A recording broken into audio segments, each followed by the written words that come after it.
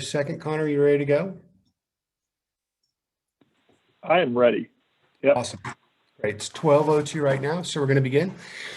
I would like to thank everyone today for attending our fourth webinar of the year, which is going to be women, financial empowerment, and a bunch of different topics. And the reason why I'm going to mention that today is typically and historically, I've always had these events with presenters and guests that are female. This year, I wanted to do it because I wanted to also offer a historical perspective of what's going on and explain the importance of what we're going to be going over today. I would also like to thank Connor McRoy for BlackRock for joining this conversation with us. He's going to be providing a lot of data and input on the topic of women in finances. This being said, I want to draw everyone back to a critical moment in our industry when we acknowledged two important things. In the early 2000s, as an industry, we looked at the demographics of the United States and realized the following. One, that by 2020, more people are going to be retiring than actually entering in the workforce, which is the baby boomer generation. That can be seen in 2016 in Japan, in that in 2016, it was the first time in that country's history where adult diapers outsold children's diapers. That was a massive demographic shift that's starting to now actually occur in the United States. The other thing we realized at that point in time was that we had massively underserved with the women's community of finance as a whole as an industry. We knew we needed to make a change, and so we started to. Over the years, there were more and more outreach things going on, albeit slow and at a snail's pace.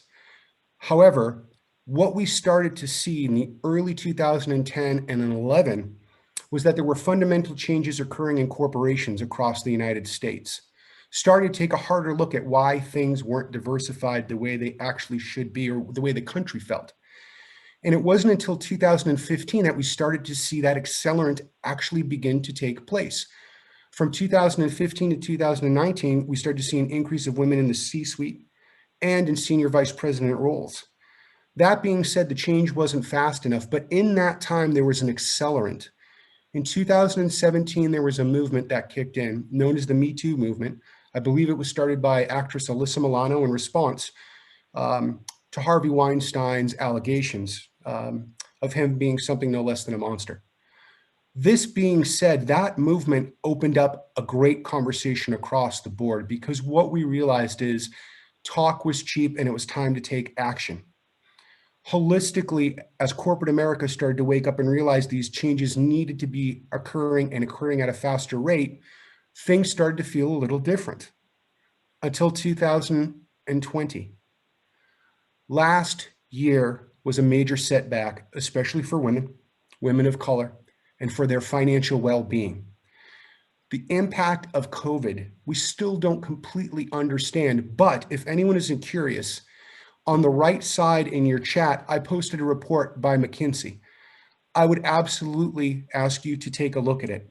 The long and the short of it is this. Last year, women lost over $60 billion of income due to the fact that they had to leave the labor force. Ultimately speaking, the effects on everything from how the government taxes to betterments of the family and so on and so forth dropped back almost a decade. Literally, it felt overnight. This needs to be addressed, and that's why we wanted to really bring that up today. So I would urge everyone to take a look at that McKinsey report because the data is quite startling, and yet we can fix it. And I feel very hopeful about it. Simply put, what I think we all need to realize at some point in time is it's not about allowing people to sit at the table, rather just building a bigger table so we can all get to the same place. And that only works with economic parity, understanding, and education. So in that being said, I'm going to hand over everything to Connor at BlackRock. And we're going to be going through a few things and we'll end it with some more question and answers if that's appropriate and we have enough time at the end of this webinar. I'd like to thank everyone attending today. And Connor, I'm going to turn it over to you and get the party started. So thank you very much. Thanks, Chris, and thanks for everyone to joining today. Chris, I think you just made me the host. I'm going to share my screen just to make sure the technology is working. But I would say, I hope everyone's staying safe and healthy, of course, first and foremost. I know we're trying to make the best of the current situation over here and looking forward to very much as a family getting back to life as a new normal. So Chris mentioned, my name is Connor McCrory. I'm really glad to be with you today. I think this is one of the more important topics that BlackRock presents on. I'm proud to work for the firm BlackRock because we are such a leader in spaces like this around diversity, inclusion, as well as sustainability.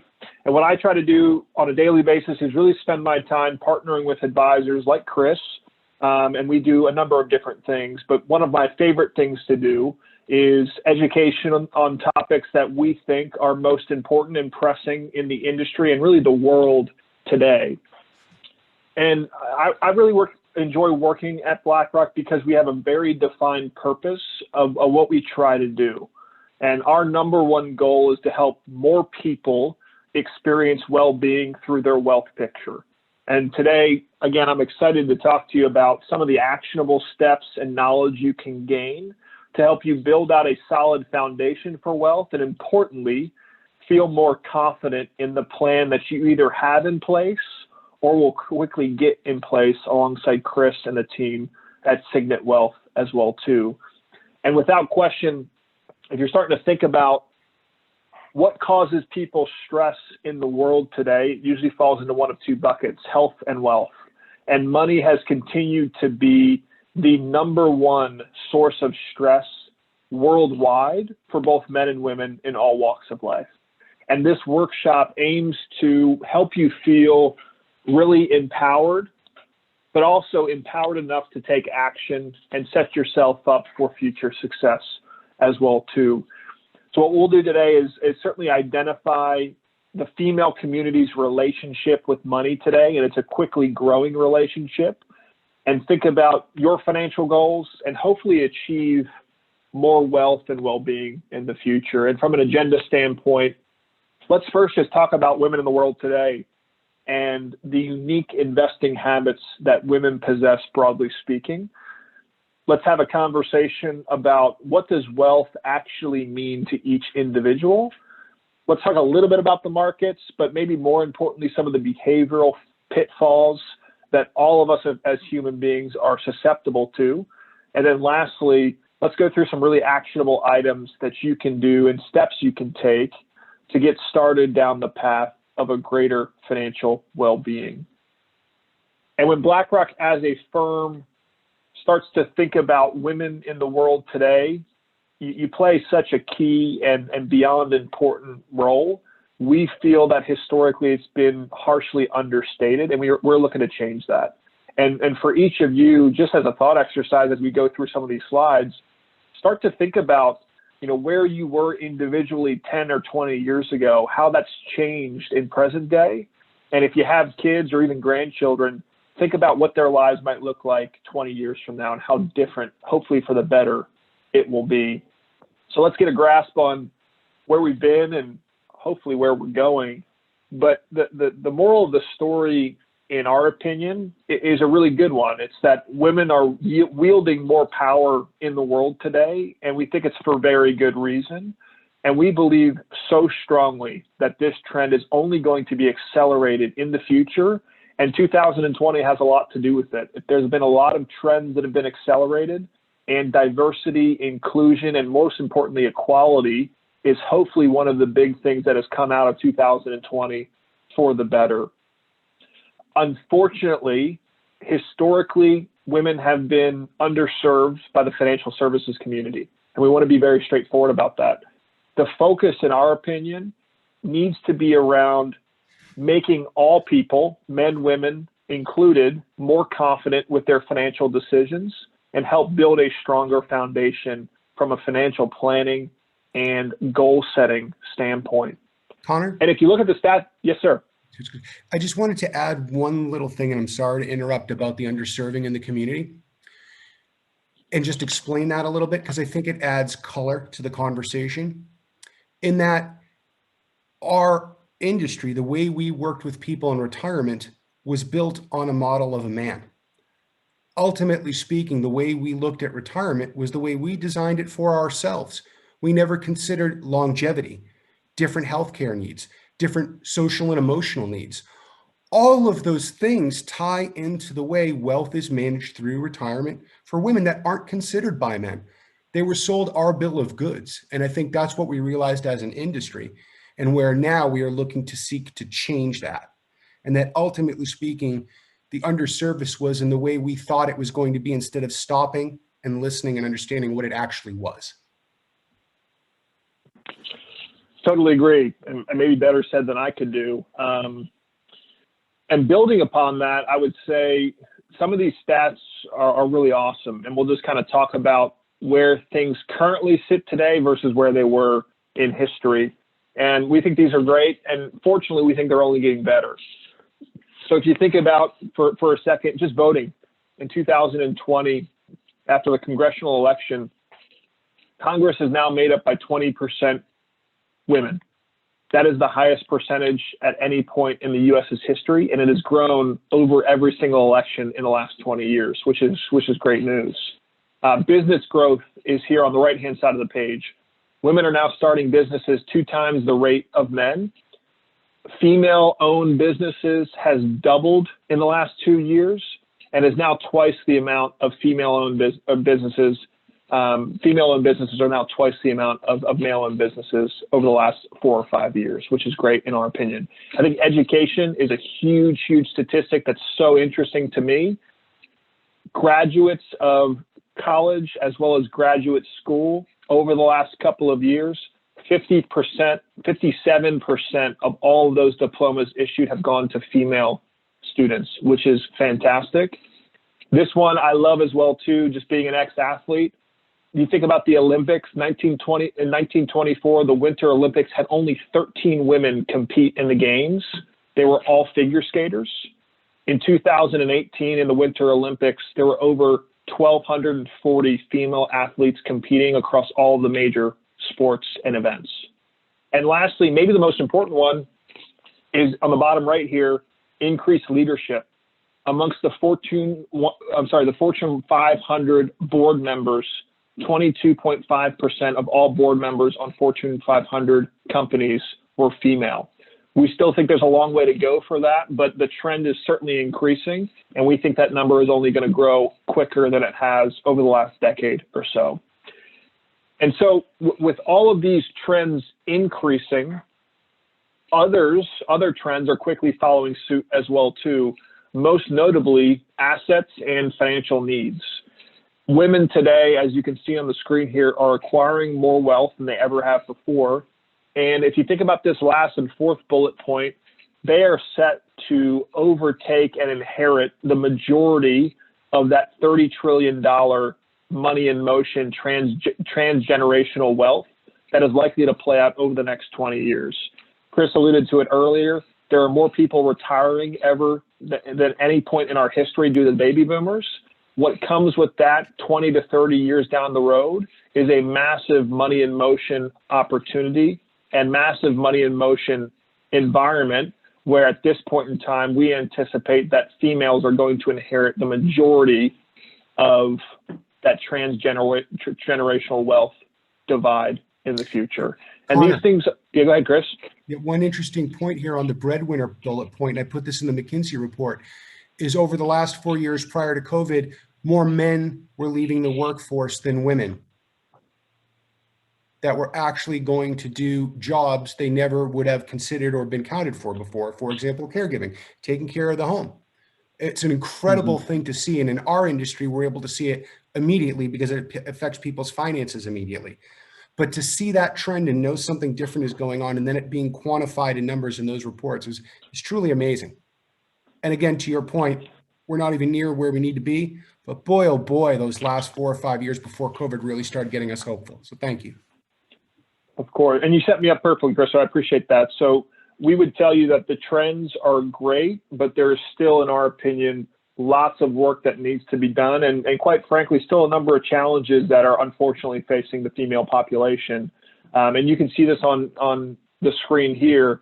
This is all based on BlackRock and industry studies that we've collected over the past 5 or 10 years.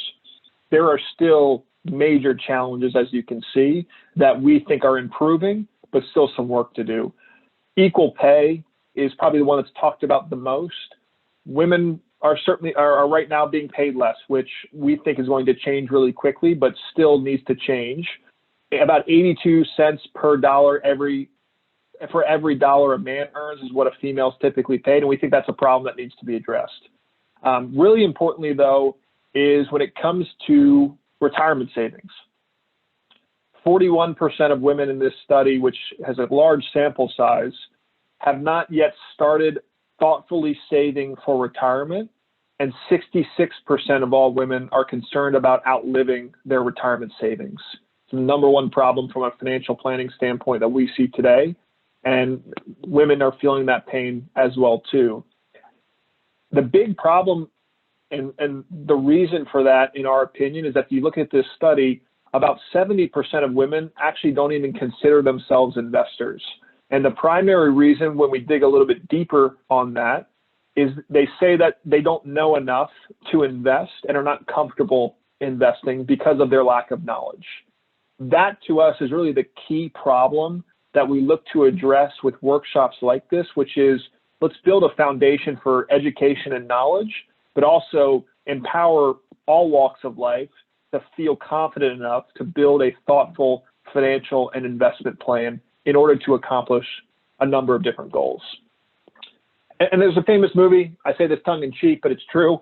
Mel Gibson started a movie called What Women Want. I think this is a slide that's a little bit in a different lens than that, but I think the moral of the story is very true, which is, from a financial standpoint, as you can see on the slide here, your goals, much like my goals from a financial standpoint, are likely very straightforward. Most likely, everyone on the line wants to be secure financially. They want to feel confident about their investment plan. At some point in the future, they want to carry little to no debt. They want to be able to reach different goals and fulfill those goals. And lastly, most importantly, they want to learn about what they're doing and why they're doing it. They don't want a plan that's just told to them. They want to understand that plan and be able to execute it thoughtfully 5, 10, 15 years down the line. And we don't think that's too much to ask. And fortunately, I think we can help. And I think Chris is already on the path of helping. But the first thing to do is really start to decipher and reflect about thinking, what does the word or the idea of wealth actually mean to you? And I think the beauty of that is that there's really no correct answer. And those are my favorite types of questions, the ones I can't get wrong. But what it can mean to you is supporting your family a little bit more comfortably. Pursuing new hobbies is one that I don't think it's talked about enough. Maybe at some level, creating some form of financial independence away from another person. It could also be, on the right-hand side of the page, a little bit more focused on just yourself in general, whether it's a focus on wellness, on travel, or some sort of charitable or volunteer work that you do. To us, defining wealth is a really important part of this equation by understanding, what are you actually looking to build your financial assets for? And the other is thinking about primary concerns that lie when it comes to investing and your money. And the primary way to overcome that, in our opinion, is by starting to think about and really build thoughtful, or what we call SMART goals. And for all those wealth objectives that you may have, we have to start developing goals or a plan to get there. And when it comes to goals, start to visualize what your goals actually look and feel like. Every goal to us needs to be specific. Specifically for a financial goal, we have to have a specific dollar amount in line in terms of what we need in order to achieve this specific goal. It needs to have a date or a time frame in which you look to achieve a very specific goal. And maybe lastly, and most importantly, in a lot of my conversations, being able to distinguish between needs versus wants and actually build those priorities out really thoughtfully is a huge step in the right direction. Which goals do we need to hit first? And then which goals do we want to hit at some point in the future? Defining those couple of things sets us up for a great deal of success, and it also keeps you honest and keeps you on track to hit all those things. And as best said by a smarter mind than I, a goal without a plan is really just a wish. We need to be thoughtful around how we build that plan and how we think about implementing the plan to check these things off from a goal standpoint. And with that, we want to identify and kind of just give you an example from a prioritization standpoint of what do we mean by short-term versus long-term goals. Regardless of age, you will likely have current needs in terms of how you are consuming your wealth or your assets. So for example, a short-term need may be something like, I got a credit card bill that I really like to get rid of in the next 1 to 2 years. A short-term goal to us is one that can be attained and achieved in 3 years or less. A short-term want might be something a little bit different. Saving a couple of $1,000 to take the family on vacation, to us, it's not an immediate need, but it's certainly something that'd be great to do in the next couple of years. A medium-term goal, call it between 3 and 10 years, may be, from a need standpoint, to refinance or start to pay off meaningfully your mortgage payments. A want might be a little bit different from that standpoint, whether it's paying down your own student loans or starting to invest in a 529 plan to give to your grandchild for college education. Long-term goals are a bit different to us. These are ones that, in our opinion, are probably 10 plus years in horizon, but still very important and likely what we think about more often, which is saving for retirement or actually retiring in the next 10 to 15 years. Buying a second or vacation home is probably more of a want, but it's more of a long-term focused goal that we can be thoughtful around how we achieve that over longer periods of time. This is where I think Chris and his team can be so helpful around identifying goals versus wants or needs versus wants, and then setting a thoughtful plan and goal in place to hit all of these things over a given life cycle as well too. And when it comes to, I'm going to skip through a couple of different slides here, but when it comes to the actual investment portion of your goals, the most primary thing that we all need to understand is risk. We need to ask ourselves on an ongoing basis, how much risk am I comfortable taking? What are the different types of risks that I could feel in my investment portfolio? And how much risk do I actually have to take in order to hit some of these goals over these given time periods? Risk is not always a bad thing. You have to take risks to seek returns, but different types of risks may be appropriate for different types of investors. And your risk tolerance, by the way, can be measured by a risk profile, or, and most specifically, will determine what type of investment or portfolio allocation is going to be most appropriate for you.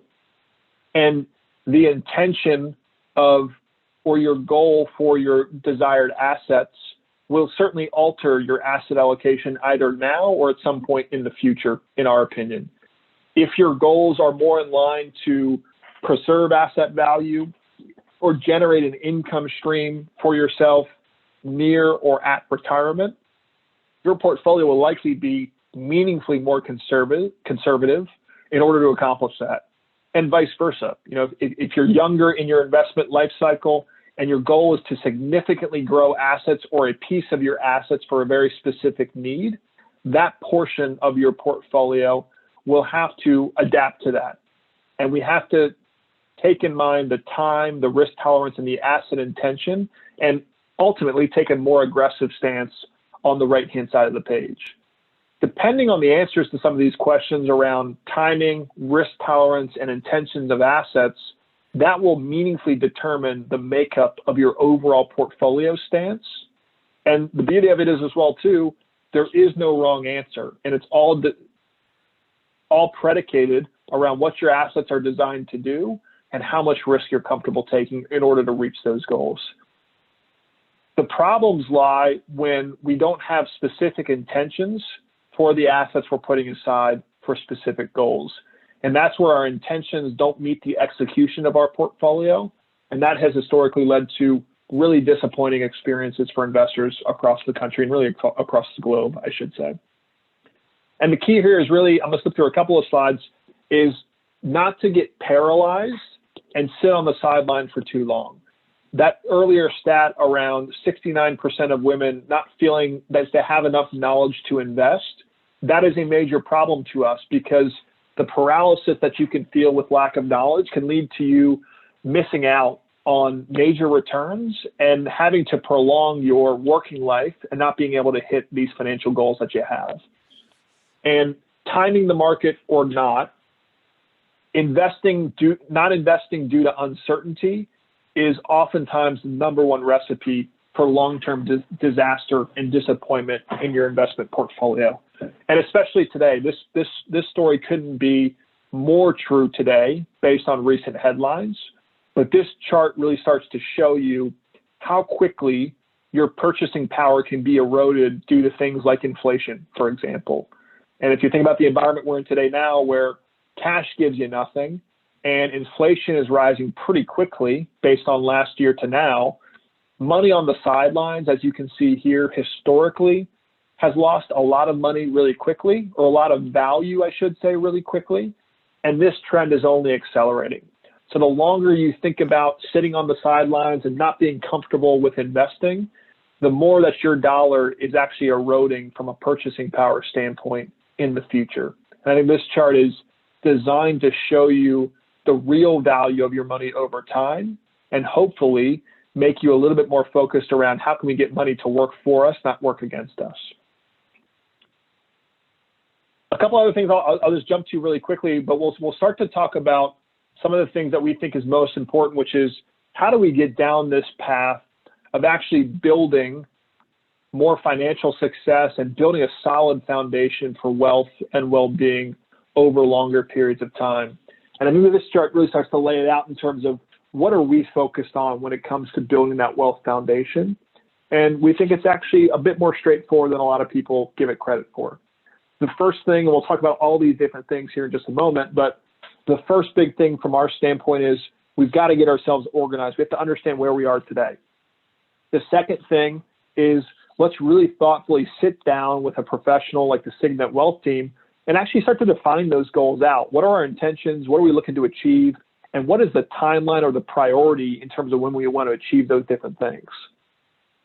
Third is know your numbers, know how much risk you're comfortable with, know your current asset picture, et cetera, et cetera. Fourth is getting down that path of actually getting money to work for a specific purpose. And then lastly, this is a more individual conversation, but let's actually put a plan in place that is specific and unique to you and your specific life path as well too. And in our opinion, getting organized is actually one of the really key steps that a lot of people overlook when it comes to financial security.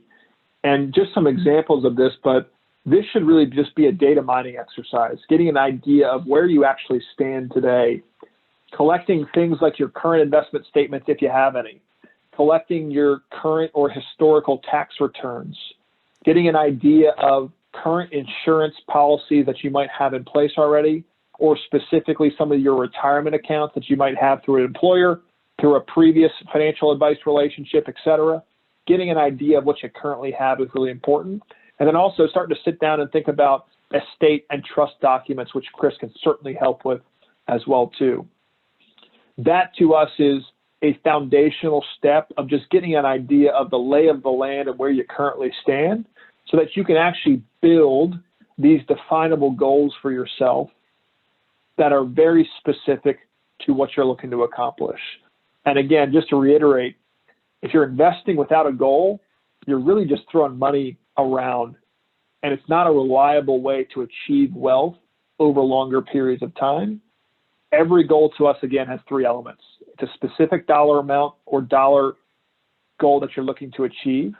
It has a very specific time frame about when you're looking to achieve it. And most importantly, we're prioritizing around, are these things that I really need to achieve over the next 3 to 5 years? Or are these things that would be a really nice extra or bonus to have over the next 3 to 5 years?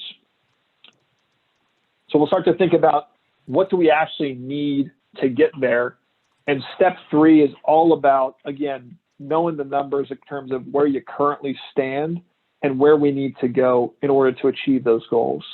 So when you're thinking about actually building your own net worth document, we want to understand, what do you currently own? What current assets do you have, whether it's your house, your car, a second property, current investments, et cetera. The second part of that equation when it comes to assets on one end is what do you owe, or what are your liabilities on the right-hand side of the page? How much do you owe from a debt standpoint that should come out of your overall net worth, or is likely to come out of your overall net worth over the next 3 to 5 years? From a cash flow statement, this is a really important one as well too. You have to understand and get an idea of how much money do you have coming in on a monthly, quarterly, annual basis? And most importantly, what is stuff that's already written in pen that are expenses that just have to come out? So we can actually gather how much of a cash flow cushion do you have to ultimately add more to your assets, reduce your liabilities, and help yourself figure out that cash flow statement as well too. It's one of the areas that often gets overlooked. When people are talking about financial planning, they almost always jump to investment portfolios or assets. We have to understand the liabilities as well as the cash flow picture that each one of us individually has in order to make those decisions really thoughtfully in the future. And when it comes to actually talking about investments, this is where that conversation gets a bit more individualized as well too. And in order to get started, you have to certainly know yourself, know your goals, and know your needs. We would always recommend getting another look or having an expert like Chris and the Signet Wealth team really think thoughtfully about what is the most appropriate portfolio, investments, and overall financial plan to help you hit all of these different goals. And lastly, this is where I think a lot of investors get super concerned, which is what are our options out there? In an investment world where there's thousands of different products, thousands of different stocks and bonds that you can choose from, what options actually cater to what I'm trying to accomplish? And that's where we start to recommend this idea of getting invested really quickly in a diversified portfolio that is specifically tailored to your needs.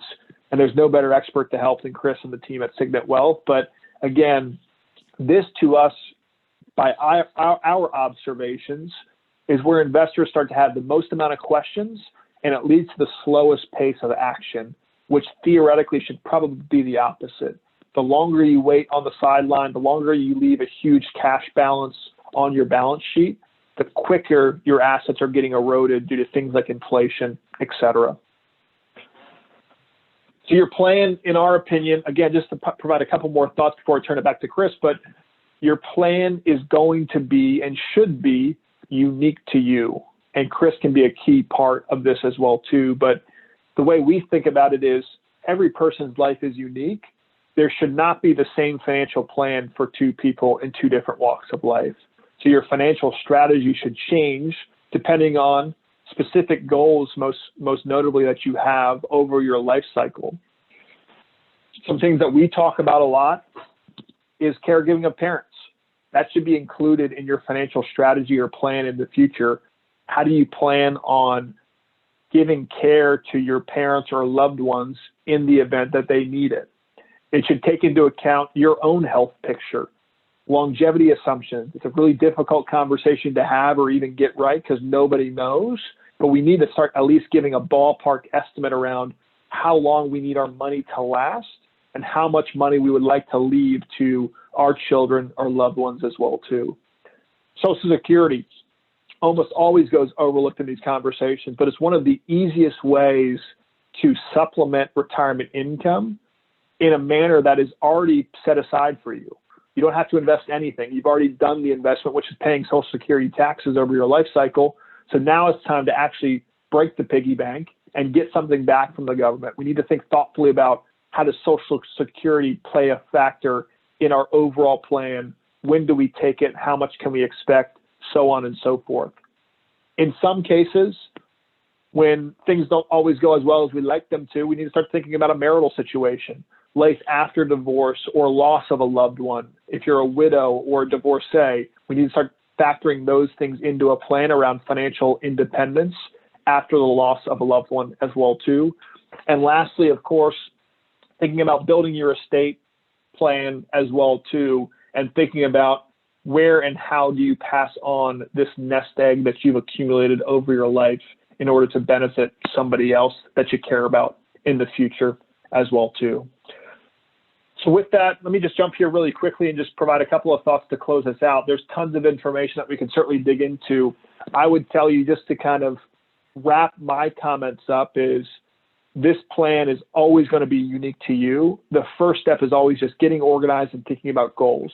What do you want to achieve when you're thinking about wealth? What does that word wealth even mean to you from a goal standpoint?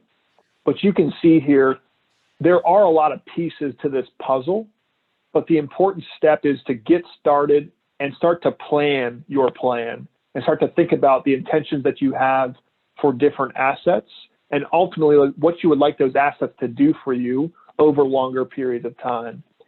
I emphasize this at the end because I think it's so important is this relationship you have with a financial advisor is basically putting yourself at the center of a team of experts. And I think Chris does a lot of these things on the right-hand side of the page, but when you think about building out your team of experts, you are always at the center of that equation or of that web, whether it's a financial professional, whether it's an accountant or a CPA that you work with, whether it's a mental or physical health person that you work with. All of these experts are part of your team that you're building out, and you're at the center of that. But it is important, in our opinion, to think about how do all those different pieces fit together when you're thinking about your broader life journey as well as financial plan as well too. So with that, I think I might be against time, but I want to leave some time for questions and answers and hopefully an open conversation. So I'll turn it back to Chris maybe to facilitate some of that, but I would love to stick around and answer some questions around the markets or some deeper topics that we talked about today. Thanks, Connor. I appreciate it. And if you could just give me that hosting permission real quick, that would be great. It seems like the video, whenever we switch it, goes back and forth. Should be wonderful. But thank you so much, Connor. I really appreciate it today. And it'll just be a moment while I switch over. In the meantime, what I really want to talk to everyone about after today is, oh, there it went. Here we go. So I wanted to provide a filter on this conversation today for all the participants, everyone that jumped on, because a lot of the things we've talked about as we start off this conversation can be equally used for men and women. But as working with female clients, which over 50% of our practice at Signet is, I want to provide a different filter to think about what we've discussed today in 3 really easy points. Before you even build the information or look at the information, consider the following. 1, in putting together your retirement plan, be selfish. You will not have to wear a red letter S. Telling whomever you work with exactly what you want, not what other people want for you, is critical in creating a financial plan. It's your money. You've worked for it. It's going to be your retirement. Tell them what you want, not their interpretation of what you actually should have. The second filter we ask you to apply is around your longevity. More often than not, women coming into our practice, whether married, single, partners, no partners, whatever that may be, almost always underestimate how long they're going to live. Please remember that with medicine, modern day living, all of us are going to live a lot longer than we ever thought. My mother, being a 4-time cancer survivor, if you'd asked me she would make it to the age of 72, I never would have thought so, but here we are today and I'm blessed with that. So when you put your plan together, make sure it's your plan. And secondly, you're accounting for a very long period of time because most likely you will live even longer than what you think. The last part of that equation that I ask you to really think about is the social and emotional impact your retirement is going to have on you. It is a much greater component of the way your retirement plan will be created than a man's retirement plan. Specifically, what I mean by that is I've worked with clients who are younger, who come from a different part of the country, who always would love to get older and go back home and be with their families as they retire. I've sat in countless meetings discussing that with people, especially females, talking about their retirement. And yet when I look at their retirement plan, there's actually no consideration for it. Remember, it's not only what you've accumulated in retirement that's going to make you feel secure and well and healthy, but what you're surrounded by, the interactions you have, the commitment to the community, the feeling that you have on your social, emotional experience during retirement is such a great factor in how you will save and what plan you will use. And I ask everyone to greatly consider that. Be selfish. You're going to live a long time, and make sure the plan really encompasses what you want it to look like in the future. You're your own architect. So that being said, I'd like to thank Connor. Connor, is there anything else you'd like to jump on today? I think we hit on a lot. I will provide you with some actionable kind of worksheets for the attendees to think through just to get themselves organized. But I really appreciate the time and thank you for joining us all today. Yeah, I want to thank everyone too for making it today, especially as things open up and get crazier. Taking out this hour means a lot to us, and so we want to thank you. I don't see any questions in the chat, so we will wrap up the webinar now. But as always, if you have independent questions, comments, or concerns, email myself, Mike, Richard, or Jerome. We're here to help. Lastly, I would like to say that there's going to be some interesting announcements coming from our firm. We believe, especially after coming out of COVID, that getting people back into the workforce, especially women, and bringing it back to where it was prior to COVID is going to be a contact sport, and we're going to participate heavily in that. So keep your eye on some interesting emails. We have some great announcements coming up in the near future with local community involvement, as well as some people joining the team. We look forward to hearing from you and wish you all the best. Take care.